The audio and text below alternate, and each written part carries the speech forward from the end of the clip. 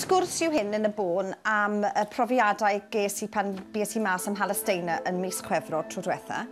Pan fyddai'n mynd mas i Palestina, rydyn ni'n cydweithio gyda grwpiau sy'n gweithio dros heddwch ar yr ochr Palestinaidd yn amddiffyn y bobl ac yn caniatáu iddyn nhw mynd o gwmpas eu busnes beunyddiol. A wedyn ar yr ochr Israeliaidd yn ymuno â grwpiau sydd yn gwrthdystio. Hynna oedd y diwrnod cyntaf, a fe welwch chi, fe ddaeth y milwyr a ceisio ein rhwystro ni rhag plannu coed ar y diwrnod hwnnw. Pe bydden nhw ddim yn gallu plannu coed, mae'n aml iawn, mae pobl yn dweud wrthyn nhw, wel, dych chi ddim yn defnyddio'r tir yma, felly ni'n mynd i gymryd fe drosodd. Mae heddwch yn bwysig iawn i'r crynwyr, a mae hynny yn deillio o'r cred bod pawb yn gydradd, hynny yw bod hyn o ddiw ym mhob person.